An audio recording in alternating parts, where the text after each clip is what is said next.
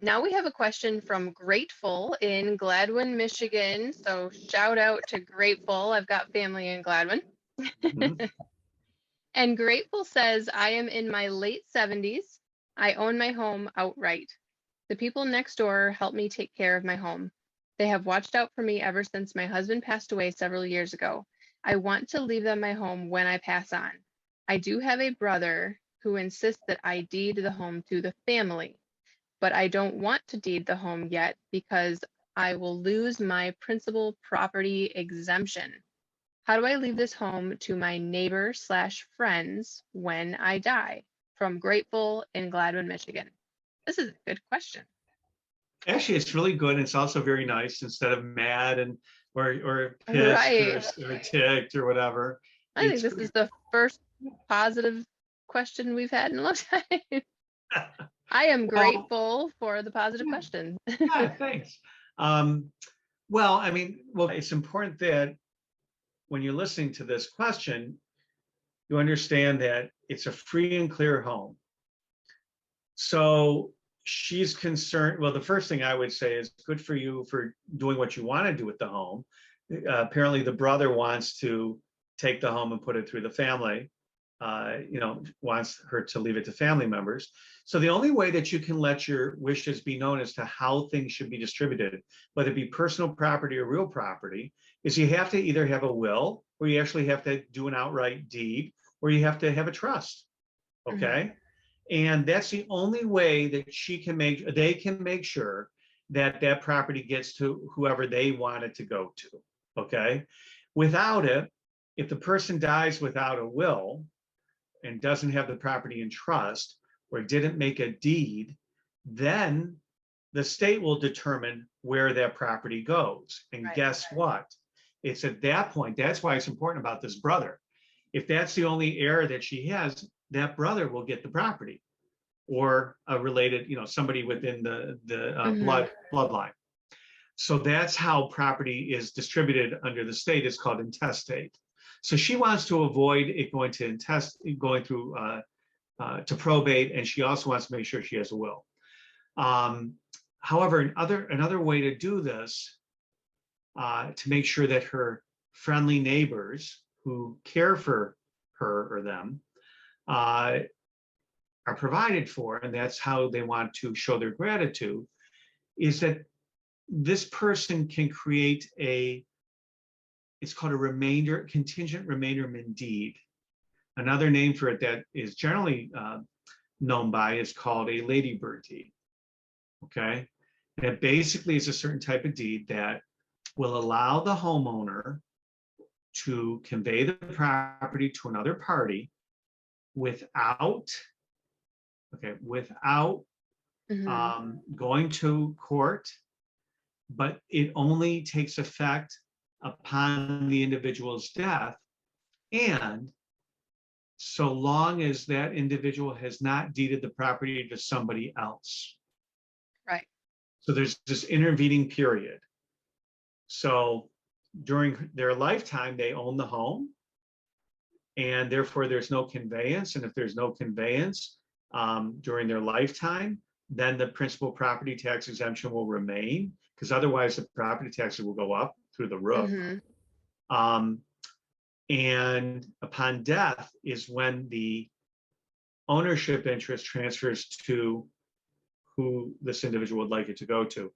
There's only one problem I have with this, and that is, they said they were in their late 70s. Late 70s. Mhm. And so, right. So here's the thing, this intervening period is always a concern, such as what if she ends up becoming mentally disabled? Like she needs a guardian. And then that guardian decides, we're going to make a deed, and that deed's going to go to the brother.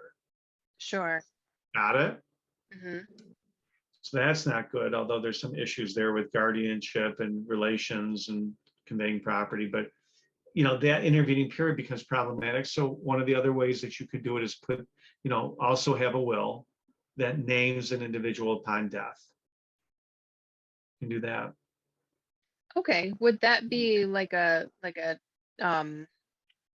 what would you call that? Like a just twofold. if she did the ladybird deed and then she Yeah. also created Yeah, you can the have like will. belts and suspenders. Mhm. Mhm. Sure. Like a fallback, I guess is what I'm trying to Yeah, say. I actually do it quite often Mhm. Okay. to Because make the intent known. that was my thought also, is if she is operating in complete mental clarity at this point, in her Right, life, and she puts these things together, then it doesn't matter, what state she ends up in, correct? Like no one else correct, can come in and just, reverse all of that. right, Okay.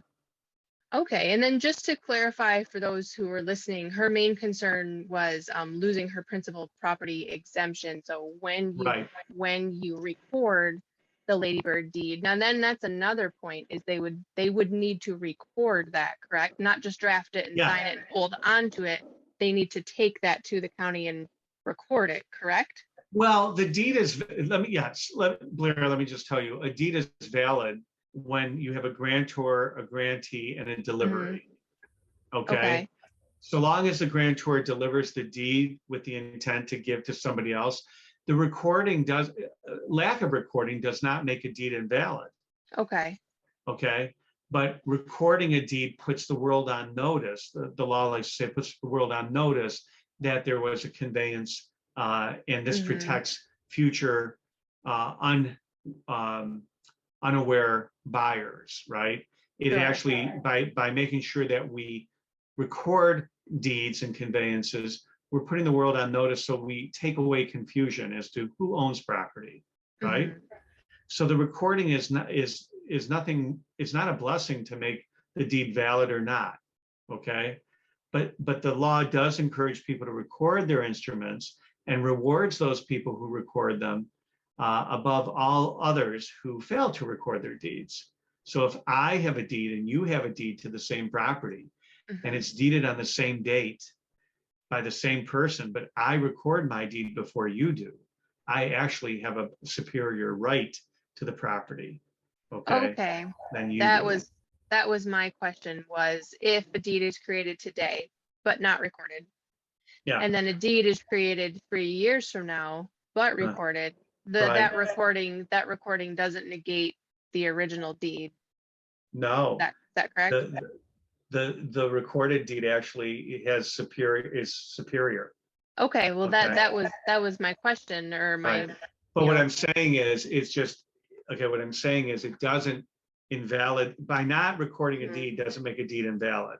right. It's just by recording a deed, it actually, against all other deeds, makes it superior to that deed. Got it? The Okay, other yep. deed.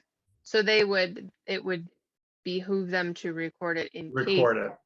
family members do something in the future. Right. Okay. And I encourage, just so you know, I encourage all deeds to be recorded, a Mhm. ladybird especially.